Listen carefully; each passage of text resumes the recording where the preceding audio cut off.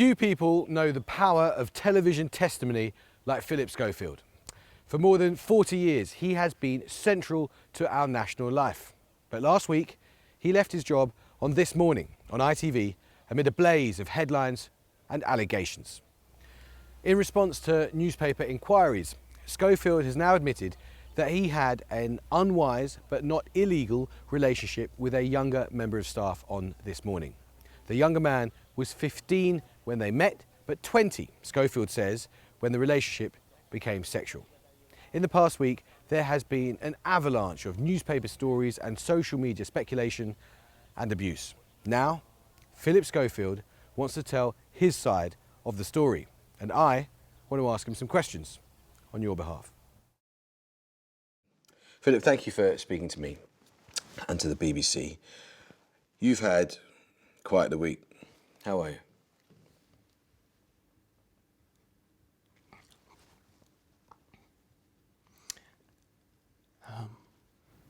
It's like a weird numbness. I know that's a selfish point of view, but you come to a point where you just think, how much are you supposed to take? If all of those people that write all of that stuff, do they ever think that there's actually a person at the other end? And so, here I am. Are you feeling okay to do this? Are you feeling strong enough to do this interview? Yeah, I have to.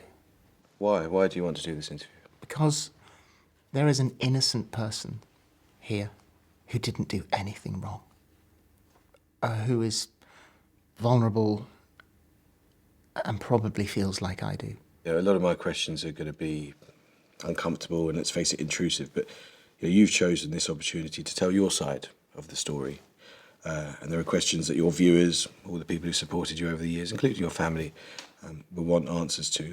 There's also, of course, lots of questions for ITV in all this. You mention this young man, and at the centre of recent events is a young man who, together with many others in the media we're not going to name, under Article 8 of the Human Rights Act, he has a right to privacy, and he's not here today to give his own account of events.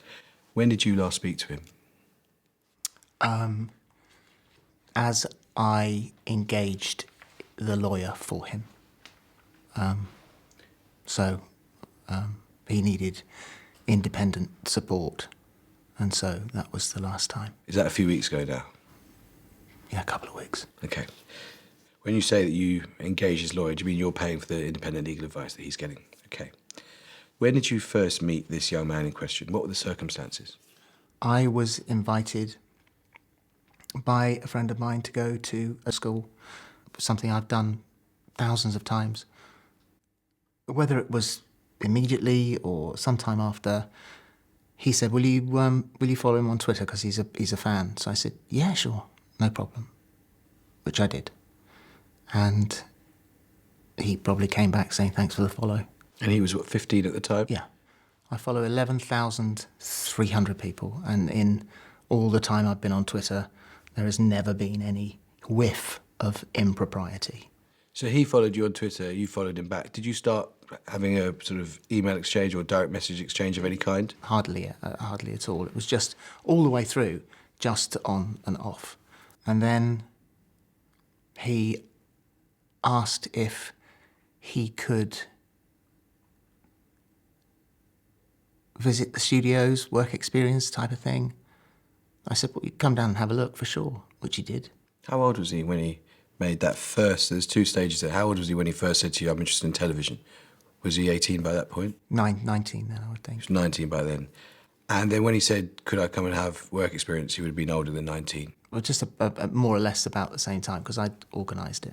And what did he ask you for? So he asked you for work experience and you said, sure, come and have a look? Well, I've done it all my life. I'm best friends with the people who got me into television. And I've always believed in paying it forward. And so that was my, it's just, didn't think about it, just did that. When you look back now, if you were to look back at those messages now, is there any sense in which you were flirting with him? No. I've been 41 years in television. You know, nothing like this before. You know, no accusations. I mean, this is all, you know, accusations.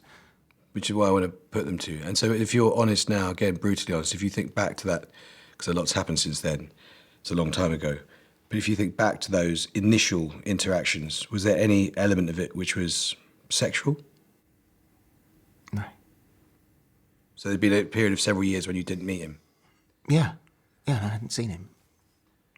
And then when you met him in person, was there a little moment of sexual attraction then even? Absolutely not. Absolutely not. Okay, so to be absolutely clear, how old was this young man when you first had any kind of sexual contact with him? 20. 20. Because I mean, this is obviously the nub of it, and for the record and to put speculation to rest, let me ask you directly, did you have any kind of sexual relationship or sex with him when he was underage? No, God, no. I think that is, you know, and in my statement, it says, you know, consensual relationship, fully legal. I mean, that was approved by both sides, you know, that's no. And then when he got work experience at This Morning, so he's 20 years old at this stage, he's someone who's come in. Well, that was, I think, by that stage at 20, he came in for a visit.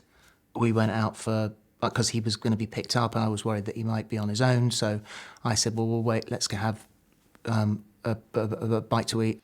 It wasn't a meal, it was just waiting for someone to pick him up. So it was, you know, don't worry, you know, don't go out there on your own and be picked up. So at that point, you weren't in any kind of a relationship? No, God, no. Right, okay.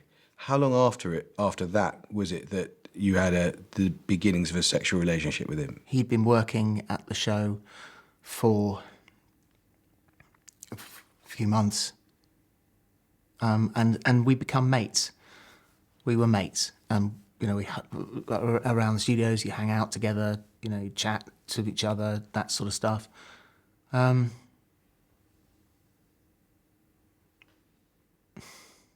then in my dressing room one day, something happened.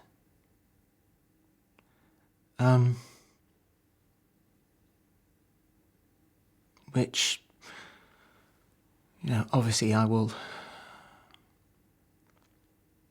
regret forever, for him and for me, mostly him. But that happened maybe 4 or 5 times over the next few months. And I know it's unforgivable.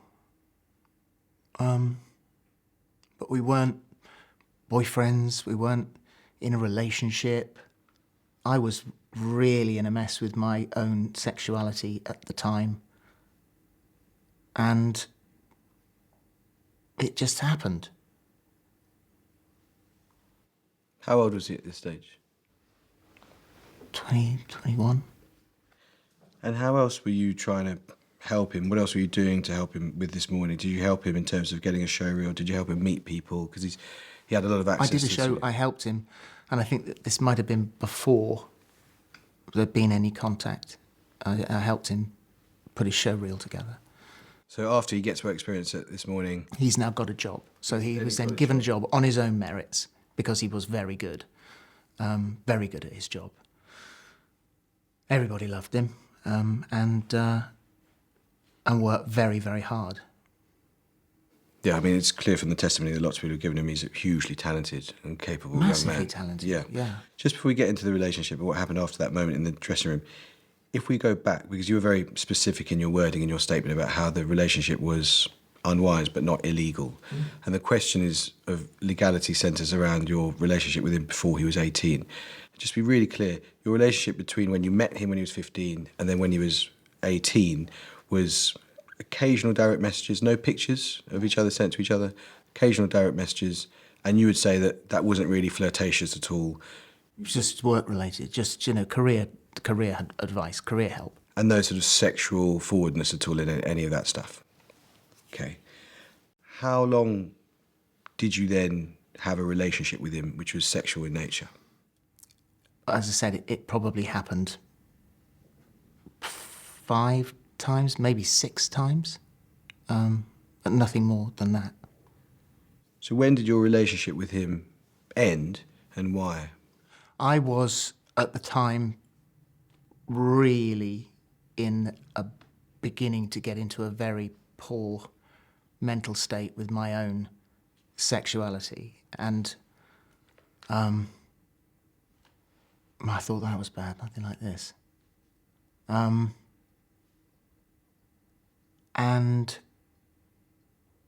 I think it just sort of drifted. I mean, we still stayed mates. We were still mates. Still stayed friendly. And I got him work because obviously, you're living in London, you're struggling, and I got him runners' jobs on other shows that I did because he was a very good runner and a mate and someone that you know. It's always nice to have a team around you of people that you know. And did you ever tell Holly Willoughby? No, God no. That's a bigger question because we have our makeup room was like a sanctuary, has always been a sanctuary. So you tell everything in that room. Holly knows everything about me. I know everything about Holly. All the team that are in there. When the door is closed, then that's the sanctuary, and it is a wonderful, wonderful environment and something that I will miss deeply. And Holly, I don't know whether Holly ever asked me, she might have done, but I would have denied. Holly did not know, nobody knew. And this has been the cataclysm of the lie, is that, a lie, it starts in a denial. No, gosh, no, not at all. And then the rumour came out, rumour started, and then you lie. You've had a workplace fling, and you lie about it. And a great many people would have had a workplace fling and lied about it. And I fully appreciate there is a massive age gap, but that happens in life as well. So you didn't tell anyone, but I wonder if people asked you. As you say, there'd been rumours for years and years and years about not only whether or not you were gay, but also about your relationship with this particular young man. So did anyone on the This Morning team ask you whether you were gay or in a relationship with this young man? Nobody ever asked me about being gay. But people asked you about being in a relationship with this young man?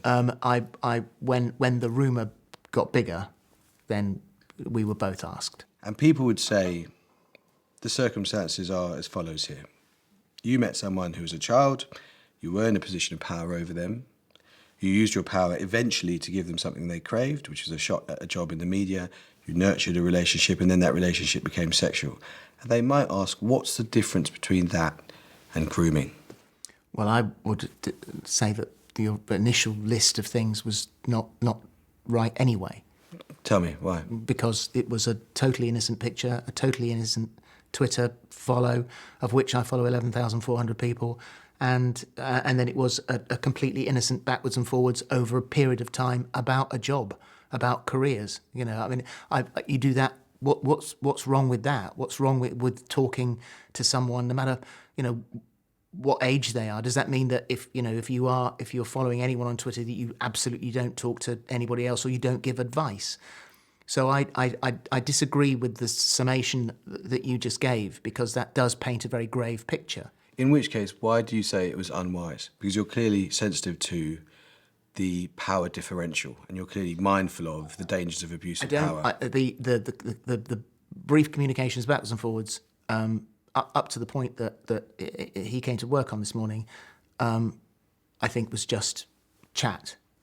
What was unwise was the fact that it happened, and that was a very, very grave error. Now, it was consensual, but it was my fault.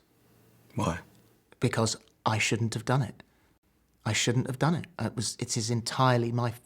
He's an innocent party here, and I appreciate, how, there is a moment, you have a moment, there's just a moment. But he is entirely and completely innocent, although it was consensual. I was older. I should have known better. I shouldn't have done it. What specifically do you feel that you did that was wrong? I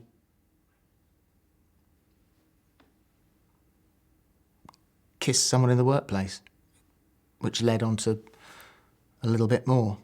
And that, retrospectively, of course, you think, my friends have said, what the hell were you thinking? You don't do that. You've never done that. And I think there's no excuse. there are no excuses here. I mean,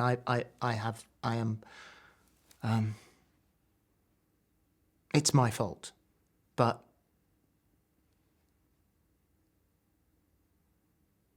I think the fact that perhaps I was trying to come to terms with who I was, what I was going to do about it, the effects that it would have, I think that's probably the reason. And do you feel, just listening to how you talk about it, do you feel that what was morally wrong about it was that it involved an abuse of power because you were an older guy who had more power than him? Obviously, that criticism has been levelled at me, but I've never done that in my whole life. I've never abused my power anywhere. I'm not a bully. God, you read the things that you're supposed to be. I don't lord it around TV studios. Everyone is a friend. I've gone through all of this time.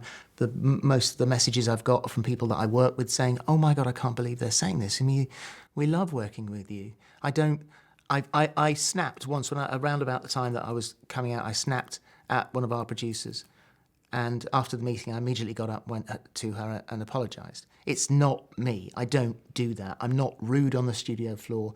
I don't bully people. I don't lord it around. We're all a very, very on one level team. And that's been the important thing for me in 41 years of television. I can see how extremely concerned you are for the welfare of this young man. Did you love him? No, we were just mates. We were mates. Do you know if he has signed an NDA, a non-disclosure agreement preventing him from speaking? No. You don't know if he has? No. At the time, I was asked that earlier on. Did I make him sign an NDA? No, absolutely not. But there's a question of whether or not he was, as it were, paid off. And No. in effect, if he was paid off, No. was he paid for his silence? No, God, no. No. So is he free to speak if he wants to? Yeah. Yes. I mean, what he wants is for all of this to go away. He wants a quiet life. He didn't want any of this to happen in the first place, and I'm sure he completely regrets it. It was my fault, so he has nothing to regret because it was my fault. Has there ever been, or is there, an injunction or any sort of NDA preventing media coverage of your relationship with him? No, and that was that was one of the things when the rumour started, and then when it came to light, and obviously both of us said, "What the hell is this?" I don't know. I said, "Well, it'll go away. I'm sure it'll go away." And then it started to grow legs, and it got bigger and bigger. It was said there was a super injunction. It was said I'd got him fired or moved on. All completely untrue.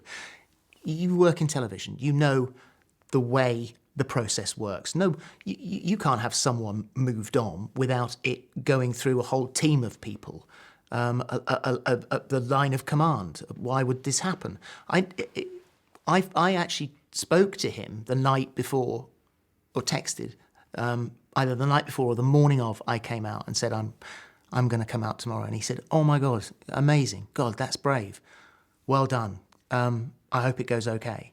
So, he knew about that. He was never gonna out me. We were still mates. And I think at the time it was written that the Sun were going to out me. Well, A, they weren't, and B, that's illegal. So all of these things started to grow. It got bigger and it got bigger and it got bigger. It's been said that the Sun had a story. They were approached in, I think, November 2019 by the journalist Dan Wootton, who said he had the story that you were in a relationship with this young man, or had been in a relationship with this young man. And the Sun knew about it, but there's a claim now, which I want to invite you to address, that the Sun knew both things. They knew you were gay and they knew that you'd had a relationship with this young man, but they decided not to do the story about you and the young man in return for the exclusive about you coming out. Oh, God, no. No. No, no, no. No, no. Absolutely categorically untrue. We had massive meetings about... I had a secret WhatsApp group... Or I had a WhatsApp group called The Event, of which there were a handful of people. My management, the closest management, me, and a guy who's a sort of a media lawyer type of thing, trying to figure out the most elegant way to do this. Holly and I had lunch, and were trying to figure out what was the best date.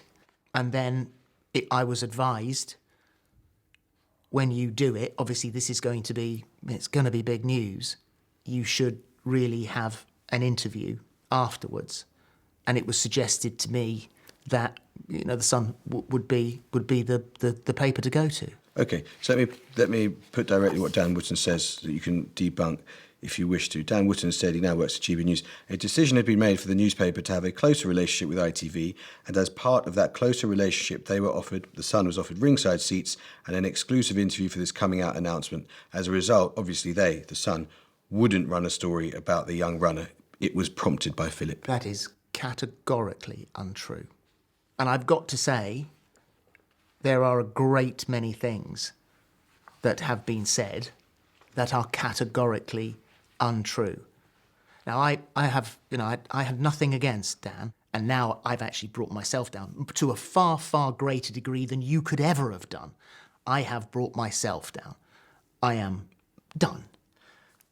I have to talk about television in the past tense, which breaks my heart.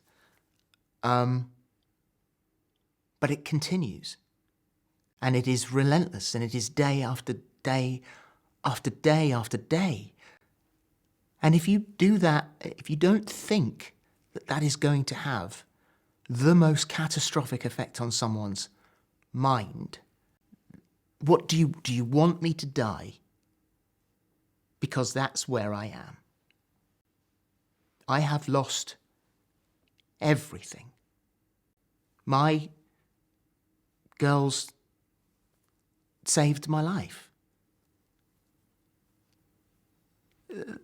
They said last week they haven't left me for a moment. They've been by my side every moment because they're scared to let me out of their sight.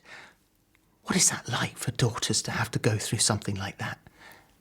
And they said to me, don't you dare do this on our watch.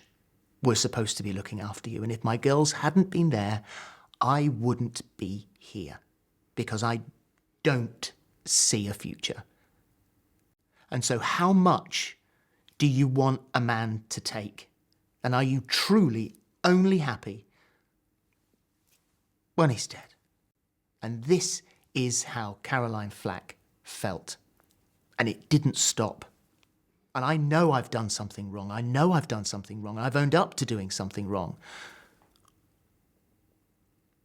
But a friend's texting me this morning saying, mate, this is relentless. When is it going to stop? What's the agenda? When is this going to stop? Someone said, you're being treated like Jack the Ripper. And I haven't looked at a single thing. That would be the final push. I haven't looked at a single newspaper item. I deleted all the apps. I took off all my notifications. I have not looked at my phone or looked at the news, but well-meaning people come through to you and can't believe this has just been said. Can't believe you've been painted out to be this person. We know you. We love you. Please love the person that we know you are. All of those things. But still it comes. Still, it is utterly relentless. Uncontrolled. online.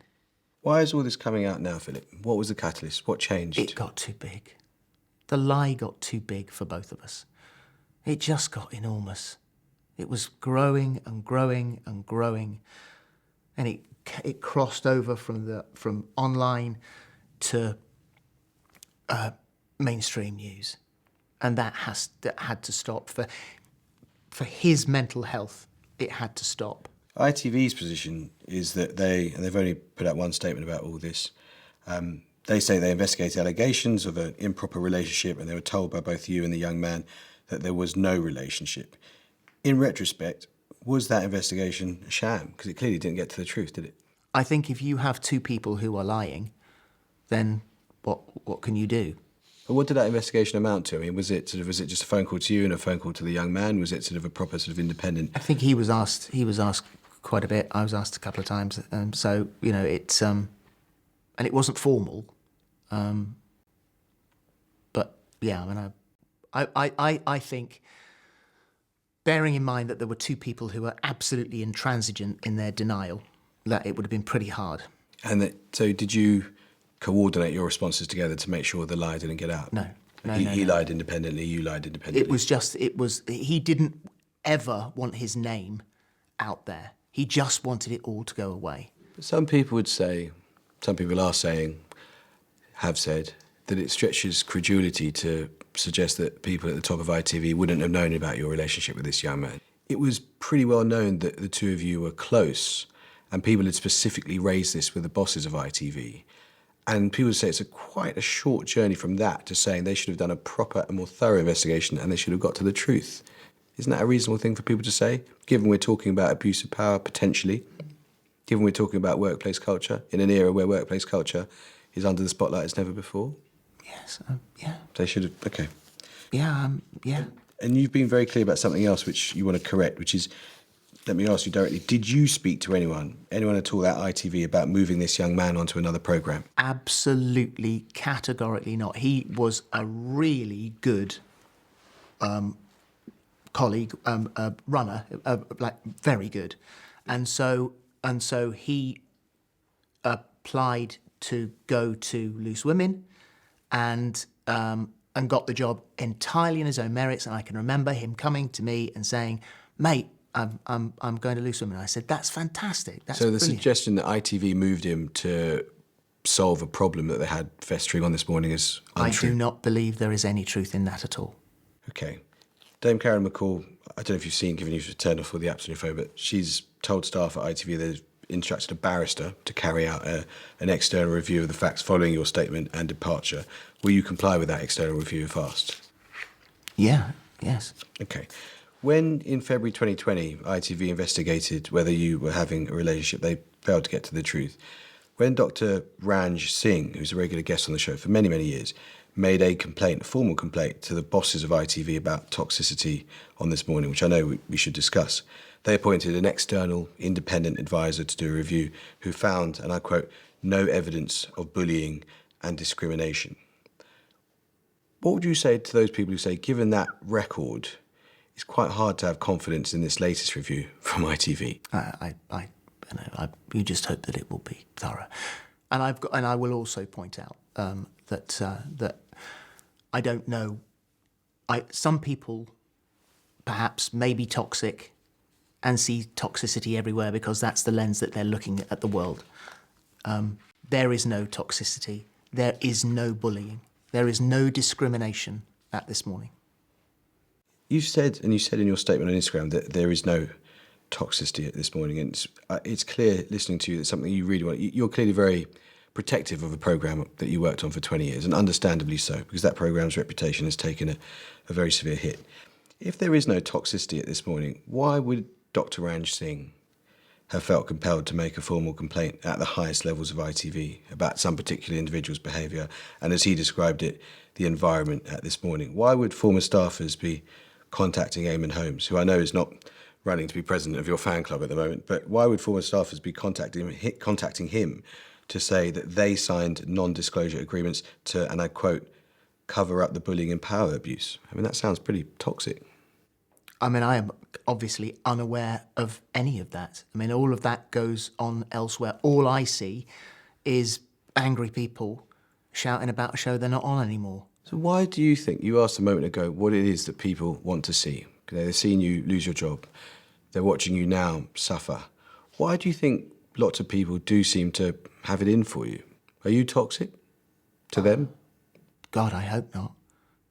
I know I know what the issues are with two principal people who I wish, I don't like toxicity. You said that, to the best of your knowledge, the young man you had a sexual relationship wasn't moved to loose women on anything other than his own merits. He was moved there because of his own... Got a promotion. He applied and got a promotion, and that wasn't a cultural sort of cover-up by ITV. You've also said that, to the best of your knowledge, he hasn't been paid for his silence. He hasn't signed a non-disclosure agreement, or there hasn't been any sort of injunction. But I guess the other allegation or accusation that we made of ITV, they can respond next week, interested to know what you think, is not just that they displayed poor management, but it's that they allowed a culture of toxicity to develop it this morning, but didn't do anything about it because the presenters were untouchable. It was all about keeping Holly and Phil happy. I think it is utterly untrue. From my point of view, and I think Holly would say exactly the same thing, that is utterly untrue. If there was toxicity between, two members of a team that I was completely unaware of and they had beef with one another, then, that's nothing to do with us. The programme that I love and the programme that I left, I have never seen that from my position, or heard it, in fact. When did you last speak to Holly Willoughby? I WhatsApped her on the day that I put the statement up, and I said to her, I know you can't reply, you're probably not allowed to, but please know that I am so desperately, desperately sorry. Did she reply? No. How would you characterise your relationship with her now? Is it broken? I adore Holly. I mean, I've always adored Holly. She's my TV sister. And I, from my point of view, no. I don't have a problem with Holly at all. What would you say to her, given that she's doubtless listening to you now? What would you say to her about, maybe publicly, that you said privately about how you'd like to apologise and your hopes for mending that relationship? I would say to everyone, I would say to my family, my friends, my work colleagues, the public, to ITV, to my management company, to everyone that I lied to, I am desperately, desperately sorry. But principally, I would like to apologise to him, because it may have been consensual, may have been fully legal, but I shouldn't have allowed it to happen. And that was a grave, grave error on my part. And I know that because of that, an absolutely innocent person is being persecuted. On one particular point of fact, Eamon Holmes has suggested that there were taxis from your apartment to the studio, which this young man used, and that those were probably paid for by ITV. Did he frequently get taxis from your studio? He didn't frequently come to my flat. He came to the flat once. To my recollection, he didn't stay over. He said he was passing and he was going to come in for a beer. So the idea that he regularly got taxis from your home to ITV studios... Utterly untrue. And also, I don't have an ITV car account. Presenters don't get that. When you came out as gay, live on This Morning, Eamon and his wife were there, as you say, they were kind, they hugged you, you hugged them. He now says he felt used. Was that all fake?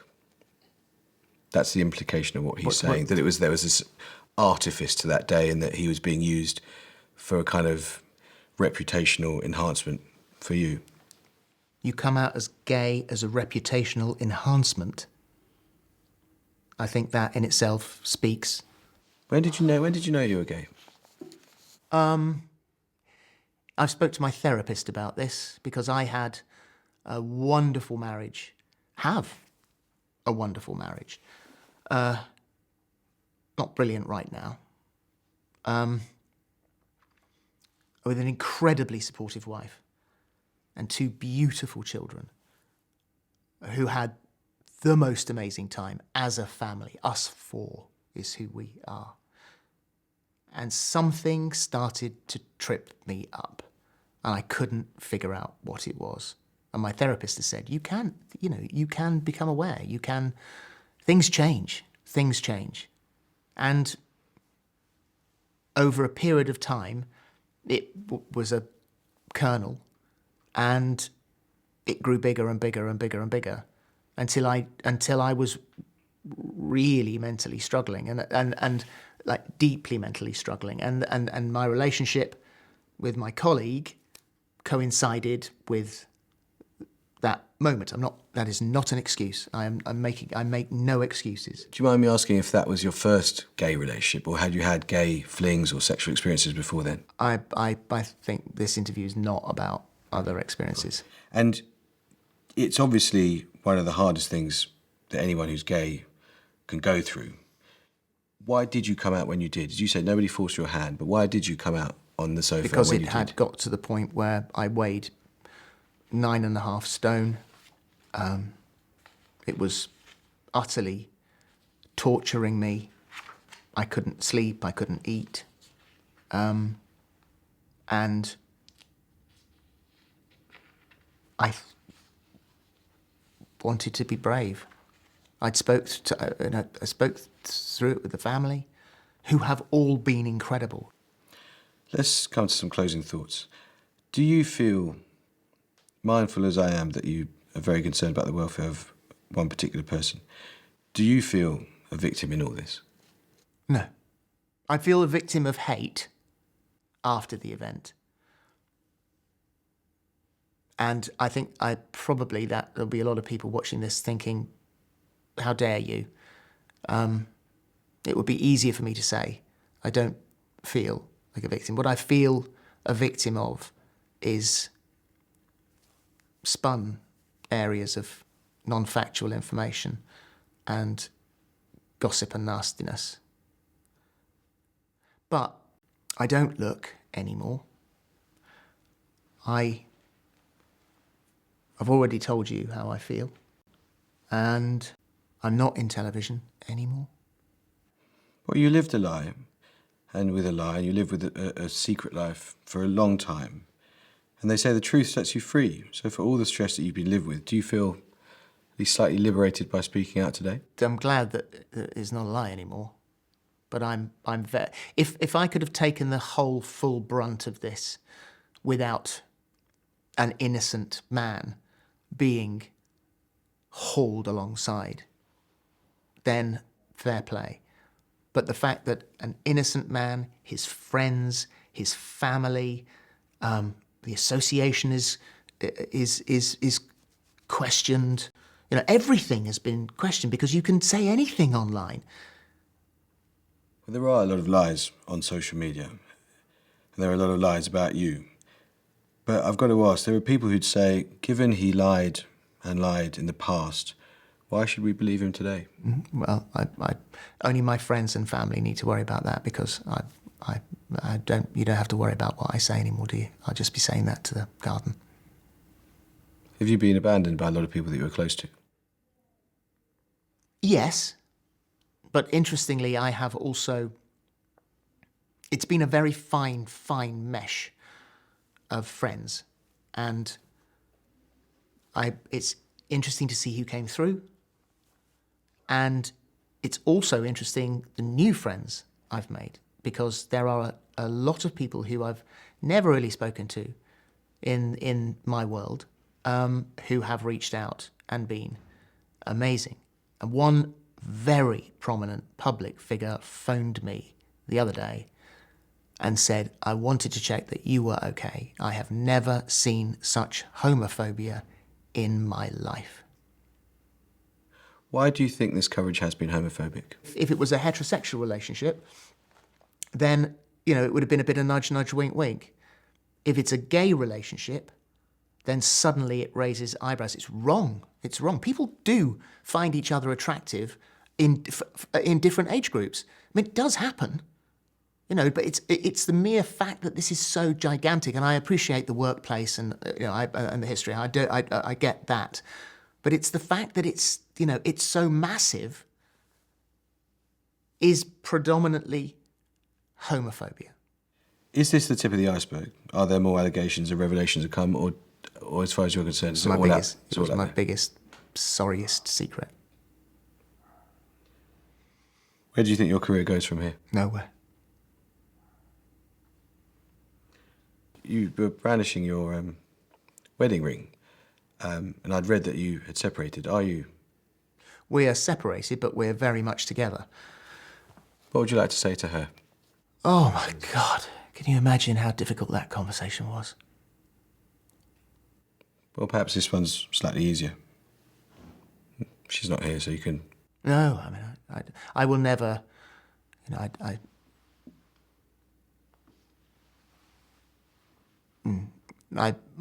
let's just say that it was an incredibly difficult conversation, the most difficult conversation I've ever had to have with her. And she is extremely disappointed because I lied to her as well. But she wished me well today. And so, we'll see. And what would you say right now, publicly, to your daughters? My daughters I called them and said, I have something to tell you. And they came out to see me and were unbelievable. Unbelievable. And I looked at them and thought, well, you got that right. And they don't think you're a bully. And they don't think you're toxic. And they know the man you are. And they know you screwed up royally.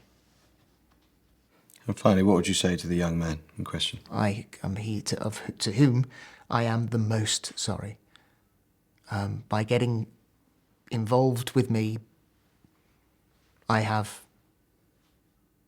caused you so much pain, and I will never forgive myself that I made a bad judgment call. And if only you knew, in one moment, if I'd had the judgment that I've had for 41 years, if I'd used it at that moment, then things would be very, very different for everybody. Phillip Schofield, thank you so much for your time. If you or someone you know has been affected by any issues raised in this programme, head to BBC Action Line for information and support.